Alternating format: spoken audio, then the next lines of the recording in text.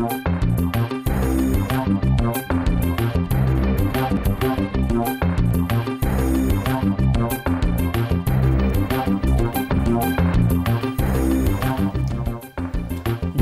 আমন্ত্রণ যমুনার বিশেষ আয়োজন doctors on call presented by BRB hospitals limited অনুষ্ঠানে আপনাদের স্বাস্থ্য বিষয়ক নানা প্রশ্ন আর সেসবের তাৎক্ষণিক সমাধান নিয়ে আমাদের এই আয়োজন।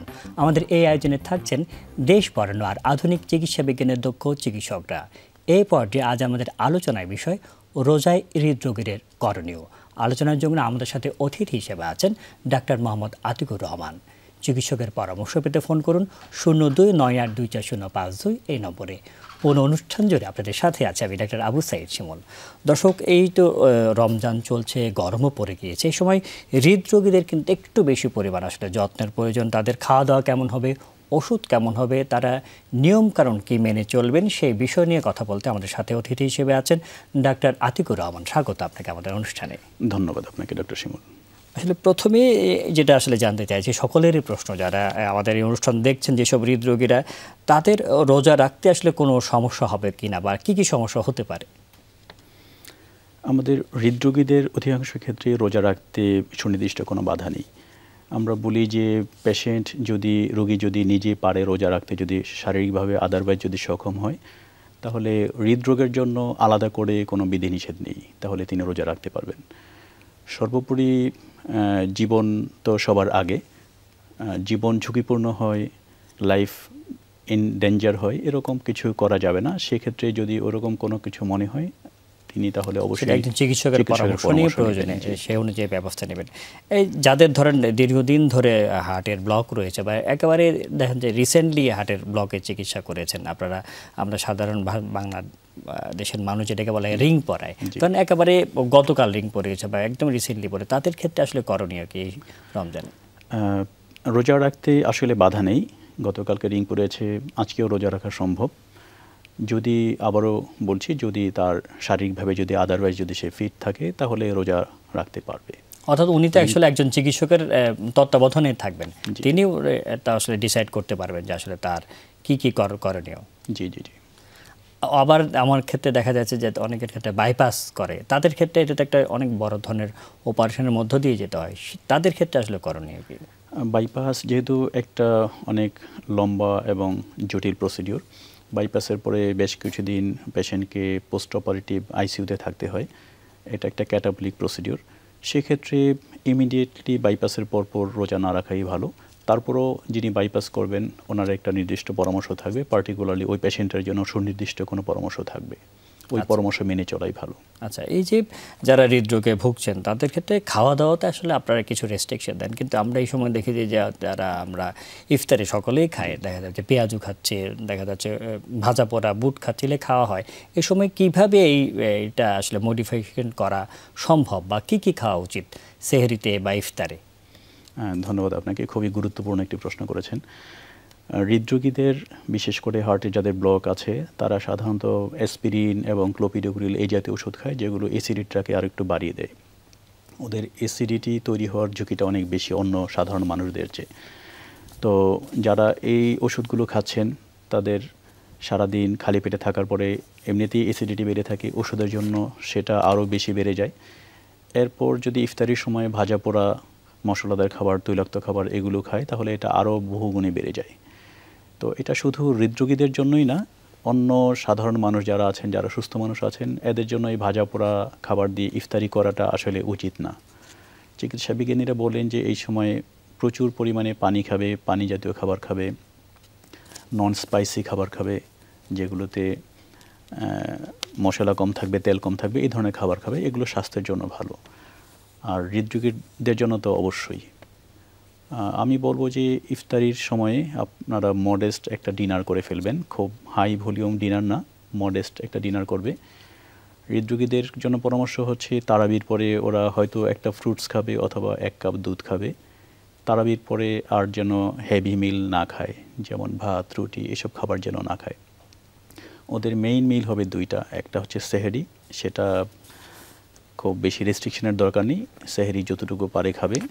আর সেকেন্ড মিল হচ্ছে ইফতারি, সেটা হবে মডেস্ট, সেটা খুব বেশি না, খুব বোরাশিয়াস ইটিং করা যাবে না। আর তারাবির পরে অবশ্যই হেভি মিল খাবে না, শুধু ফ্রুটস অথবা একটু জুস বা 1 কাপ দুধ, আচ্ছা, একটু খাবে। দুধের কথা বলেন, অনেকে দুধ খাওয়াটা নিয়ে একটু দেখা যায় দ্বিধায় থাকে যে দুধের মধ্যে চর্বি বা থাকতে পারে কিনা, একটু যদি সেই বিষয়ে আসলে আমরা আলাপ করব দুধ নিয়ে। একজন দর্শক রয়েছে আমাদের সাথে, দর্শকের ফোনটা নিয়ে নিতে চাইছি। দর্শক কে বলছেন, কোথা থেকে বলছেন, আপনার নাম এবং বয়স বলে প্রশ্নটি করুন। জি, আসসালামু আলাইকুম। ওয়ালাইকুম আসসালাম। জি, আমার নাম কামাল হোসেন, কুমিল্লা থেকে। জি কামাল সাহেব বলুন। জি, আমার সমস্যা হচ্ছে স্যার, আমি কারো কোনো রোগের কথা শুনলে ওই রোগের চিন্তাটা আমার মাথায় চলে আসে, এখন কি এটা হৃদরোগ না অন্য কি রোগ? জি, আপনার এই মুহূর্তে কোনো সমস্যা আছে কি শারীরিক? একটা তো চিন্তা আছে, সেটা ঠিক আছে, কিন্তু আপনার শরীরের মধ্যে কোনো বুকে ব্যথা বা আমার কোনো সমস্যা? ডায়াবেটিস আছে, ডায়াবেটিসটা অনেক করে মাথাটা একদম কাজ কম করে। ডায়াবেটিসের কারণে আপনার বয়স কত? বয়স 40 হবে। 40। ডায়াবেটিস কত বছর ধরে? ডায়াবেটিস আজকে আপনার 3 বছর। 3 বছর আইসে একটু বেশি, মানে মাথাটা কাজ কম করে। ডায়াবেটিস কি রেগুলার মাপান আপনি?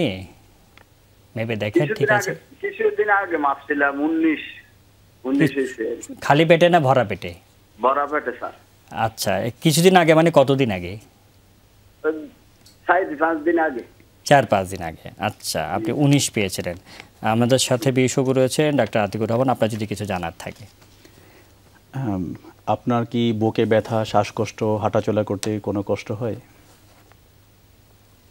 বুকে ব্যথা হইতো স্যার। এখন একটা রোগের কথা শোনার পরে ওই রোগের চিন্তাটা বারবার আমার ভিতরে আসে। আচ্ছা, তাহলে আপনার কি ঘুম ঠিক মতো হয়? জি, ঘুম হয় ঠিক মতো? না, ঘুম ঠিক মতন হয় না, ঘুম একটু কমে হয় স্যার।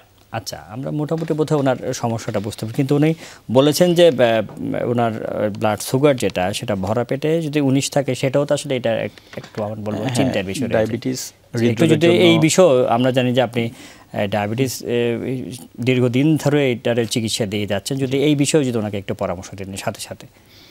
হ্যাঁ, আপনার ডায়াবেটিস হৃদরোগের জন্য অত্যন্ত শক্তিশালী একটি ঝুঁকি, আমরা বলি ভেরি হাই রিস্ক ফ্যাক্টর। এবং কার্ডিওলজিস্টরা ডায়াবেটিসটাকে বলে কার্ডিয়াক ডিজিজ। ওরা এটা ডায়াবেটিসটাকে নিজেদের রোগ মনে করে, কারণ ডায়াবেটিসের একটা রোগীর ফেট আর একটা হার্ট অ্যাটাকের রোগীর ফেট, কার্ডিয়াক ফেট সিমিলার, এই জন্য আমরা বলি এটাকে কার্ডিয়াক ডিজিজ। আপনাকে ডায়াবেটিস অবশ্যই স্ট্রিক্টলি নিয়ন্ত্রণ করতে হবে, আর যাদের কার্ডিয়াক ডিজিজ আছে সাথে ডায়াবেটিস, তাদেরকে অবশ্যই স্ট্রিক্টলি নিয়ন্ত্রণ করতে হবে। স্ট্রিক্টলি নিয়ন্ত্রণের মানদণ্ড হচ্ছে খালি পেটে ব্লাড সুগার 6 মিলিমোল অথবা তার চেয়ে কম, ভরা পেটে 8 মিলিমোল বা তার চেয়ে কম, এবং আমরা 3 মাস ব্লাড সুগারের অ্যাভারেজ দেখার জন্য একটা পরীক্ষা করি HbA1c, এটা অবশ্যই 7%-এর নিচে রাখতে হবে। তো সব ডায়াবেটিক পেশেন্ট যাদের হার্ট ডিজিজ আছে তাদের এই টার্গেটটা স্ট্রিক্টলি ফলো করতে হবে। আর ভদ্রলোক যে প্রশ্ন করলেন যে কোনো রোগ হলে মনে হয় ওনার আছে কিনা, এটা মেডিকেল স্টুডেন্টদেরকে আমরা থার্ড ইয়ারে বলি থার্ড ইয়ার সিনড্রোম। ওরা নতুন নতুন করে ডিজিজগুলো পড়ে আর প্রতিটা ডিজিজ মনে করে ওদের নিজেদের মধ্যে ট্রান্সলেট করে।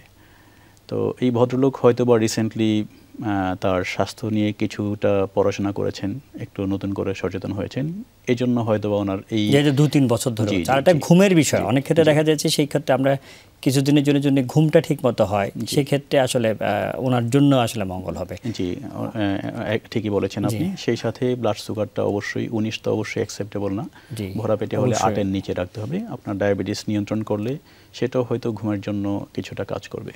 আমাদের ইদানিং দেখা যাচ্ছে যে সামাজিক যোগাযোগ মাধ্যমে বা ইন্টারনেটে রোগ নিয়ে আমরা যদি একটু সার্চ দিই, বেশি বেশি চিন্তা করি, চিকিৎসকের কাছে নাই, তাহলে কিন্তু এই ধরনের আসলে উদ্বেগ উৎকণ্ঠা করতে পারে। খুব সুন্দরভাবে থার্ড ইয়ার সিনড্রোমের মতো হবে। জি, আপনারা যেটা মাঝখানে বলছিলেন যে ওষুধের কথা, এসপিরিন জাতীয় ওষুধ, আমরা অনেক ক্ষেত্রে দেখা যাচ্ছে দুপুরবেলায় ভরা পেটে এই ধরনের ওষুধগুলি দেওয়া হয়। রমজানে এই ওষুধগুলি কখন খাবে, কীভাবে খাবে, এই বিষয়ে নিয়ে আমরা আলাপ করবো একটি বিরতির পর। সেই দর্শক, অনুষ্ঠানে এই পর্যায়ে নিয়ে নিচ্ছে একটা ছোট্ট বিরতি, সাথে থাকুন।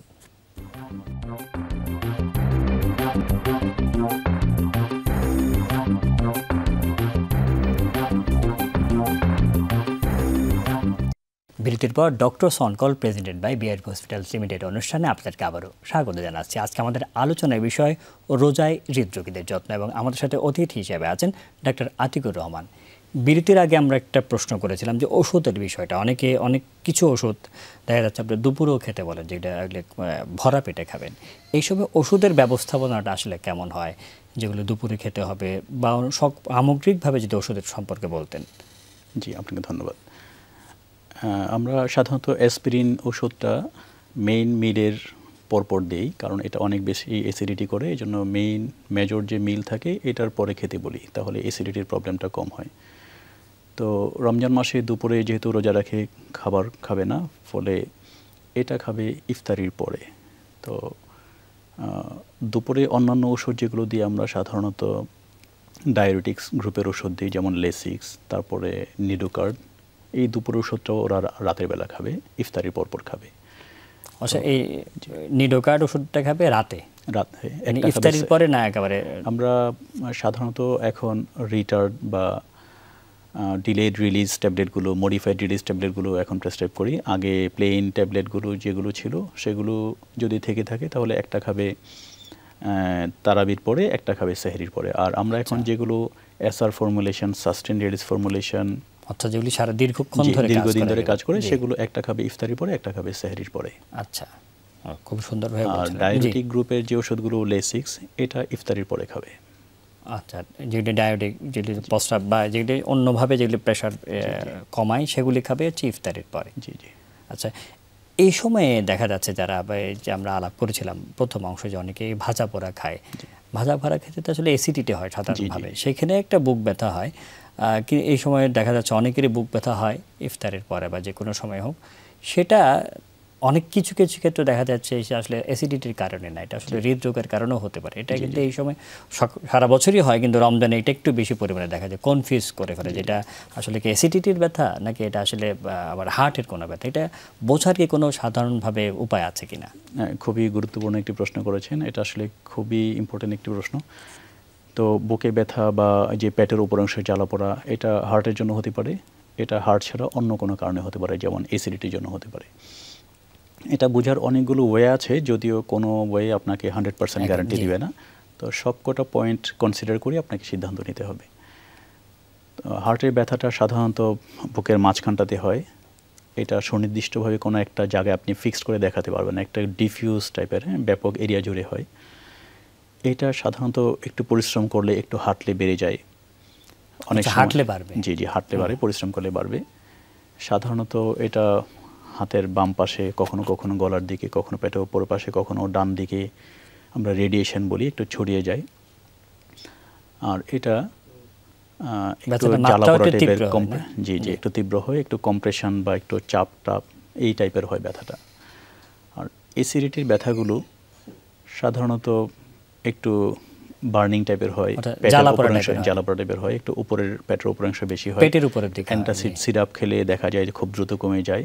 আর যদি হার্টের ব্যথা হয়, এই জিহ্বার নিচে আমরা G10 স্প্রে ইউজ করি, নাইট্রোগ্লিসারিন স্প্রে ইউজ করি, ওটা ইউজ করলে সাধারণত কমে যায়। আচ্ছা, তারপরও যখনই ব্যথা হবে, যেটা যদি সন্দেহ হয় যে এটা হার্টের কিনা, আমি বলবো দ্রুত ইমার্জেন্সি বিভাগে চলে যাওয়ার জন্য। যে সাধারণ একটা ইসিজি করে তো অনেক সময় বোঝা যায় যে এটা হতে পারে। উনি অবশ্যই কোনো চেম্বারেও যাবে না, চেম্বারে সিরিয়ালে সময় নষ্ট হবে, উনি যাবে সরাসরি ইমার্জেন্সি ডিপার্টমেন্টে। আচ্ছা, এই সময় দেখা যাচ্ছে যে আপনারা তো বলেন যে শরীর সুস্থ থাকতে ব্যায়ামের প্রয়োজন। আসলে ব্যায়ামটা রোজা রেখে একজন হৃদরোগীরা কখন করবে, কিভাবে করবে, এই সব বিষয় নিয়ে আমরা আলাপ করবো একটি বিরতির পর। অনুষ্ঠানে এই পর্যায়ে নিয়ে নিচ্ছে একটা ছোট্ট বিরতি, সাথেই থাকুন।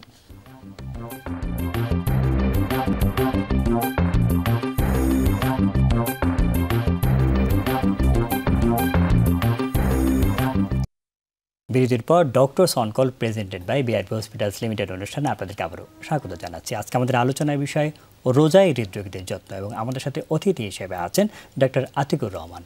আমরা বিরতির আগে আসলে প্রশ্ন করেছিলাম যে ব্যায়ামের বিষয়টা, এসে রোজা রেখে আসলে ব্যায়ামটা কোন সময় করা উচিত বা কিভাবে করবে বা কতক্ষণ করা উচিত? আমরা বলি যে 20 থেকে 30 মিনিট করে হাঁটবে, অ্যারোবিক এক্সারসাইজ সবচেয়ে ভালো। সেটা এক সপ্তাহে 150 মিনিট যদি হয় তাহলে যথেষ্ট। অর্থাৎ সপ্তাহে 7 দিনই করতে হবে এমন না? 7 দিনই হাঁটতে হবে সেরকম না। সপ্তাহে 150 মিনিট হাঁটবে, পরপর 2 দিন যেন হাঁটা বাদে না থাকে, পরপর 2 দিন বা তার বেশি গ্যাপ দেওয়া যাবে না। অল্টারনেট ডেতে একদিন পরপর হাঁটা যাবে। অর্থাৎ সপ্তাহে যেটা বলেন আপনি 150 মিনিট, সেটা হলেই যথেষ্ট। আচ্ছা, কোনো কি সময় রয়েছে, অনেকে বলে যে না ভোরের একেবারে বিশুদ্ধ বাতাসে আমাদের হাঁটা উচিত বা এমন কিছু? না, সেরকম না। ব্যায়ামটা ফিজিবল যে কোনো টাইমে করলেই হয়। তবে যদি রমজান মাস ছাড়া অন্য সময়ে বিকালেই করতে পারলে ভালো, কিন্তু বিকালেই করতে হবে, নট নেসেসারি। যে কোনো সময়ে ব্যায়াম করলেই হবে, সারাদিনে যে কোনো সময়ে। আচ্ছা, তার সময় মতো করে ফেললে, এবং এই যে এই সময়টা যেটা বলে 150 মিনিট, সেটা মোটামুটি পরপর 2 দিন গ্যাপ না দিয়ে যদি কেউ একদিন পর পরে করে তাহলে তার শরীরের জন্য এটা যথেষ্ট। খুবই সুন্দর আসলে একটা আমরা গুরুত্বপূর্ণ তথ্য পেলাম। এই রমজান মাসে হচ্ছে আপনার এটা ইফতারির পরে অথবা তারাবির পরে হাঁটতে পারে। তখন হাঁটার পরে পিপাসা পাবে, পিপাসা পেলে পানি খেতে পারবে। আর এই সময়ে জোহরের পর থেকে মাগরিব পর্যন্ত এই সময়টা ব্যায়াম না করাই ভালো। আর এই মুহূর্তে অনেক অনেক বেশি রোদ উঠেছে, বিশেষ করে আজকে তো প্রচণ্ড রোদ উঠেছে। সেই ক্ষেত্রে এই বিষয়গুলি একটু মাথায় রাখতে হবে। একটু যে ঘুমের বিষয়টা বলতেন, অনেকে দেখা যাচ্ছে যে আমরা জেনে থাকি, আপনারা বিশেষজ্ঞ অবশ্যই আপনারা ভালো বলতে পারবেন, যারা কম ঘুম হয় তাদের ক্ষেত্রে তো আসলে উচ্চ রক্তচাপের একটা সম্ভাবনা রয়েছে বা হৃদরোগের। এই সময় তো আসলে একটু কম ঘুমই হয়, দেখা যাচ্ছে যে আবার সেহরির জন্য উঠতে হয়। ঘুমের ব্যবস্থাপনাটা আসলে যদি একটু বলতেন, কোন সময় আসলে ঘুমিয়ে নেবে? প্রথমত হচ্ছে যদি তারাবিটা আর্লি শেষ করে তারাবির পরপর যদি ঘুমিয়ে যায় তাহলে ঘুমের ডিউরেশনটা একটু লম্বা হবে।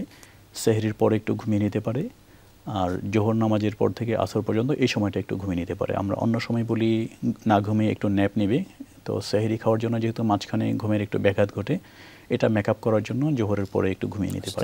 বিশেষ করে এখন তো সরকার অফিস টাইমটা আগে নিয়ে এসেছে, সুতরাং যাদের একটু হৃদরোগের ভুগছেন তারা যদি অফিস থেকে বাসায় গিয়ে এই আমরা ইফতারির আগে সময়টুকু একটু অল্প সময়ের জন্য ঘুমিয়ে নেন বা একটু বিশ্রাম নেন, তাদের জন্য কিছুটা মেকআপ হবে। আপনার যারা হৃদরোগে যারা ভুগছেন তাদের তো বিভিন্ন ধরনের পরীক্ষা নিরীক্ষা করা হয়, তাদের ইকো করা হয়, ইসিজি করা হয়, বিভিন্ন রক্ত পরীক্ষাও আছে। এটা আসলে এইগুলো আসলে করা যাবে কি যাবে না, আমরা হ্যাঁ বা না আসলে শুনতে চাইছি। একদম শেষ পর্যায়ে সবকটা পরীক্ষা করা যাবে। আচ্ছা, আমরা একদম শেষ পর্যায়ে চলে এসেছি। ডাক্তার আতিকুর রহমান, এতক্ষণ আমাদের সাথে থাকার জন্য আপনাকে অসংখ্য ধন্যবাদ। আপনাকে ধন্যবাদ। দর্শক যেমনটি আসলে শুনছিলেন, এই সময় এসে হৃদরোগীরা রোজা রাখতে পারবে, কিন্তু আমরা বলবো যে আসলে নিয়মগুলি যদি একটু মেনে চলে এবং খাওয়া দাওয়ার, ঘুমানো, ওষুধপত্র এবং সর্বোপরি একজন বিশেষজ্ঞ চিকিৎসকের পরামর্শ মেনে চললে হৃদরোগীদের এই সময় রোজা রাখতে কোনো বাধা নেই। হৃদরোগীরা সুস্থ থাকুক, আমরা সুস্থ থাকি, এই কামনে আজকের মধ্যে বিদায় নিচ্ছি। আল্লাহ হাফেজ।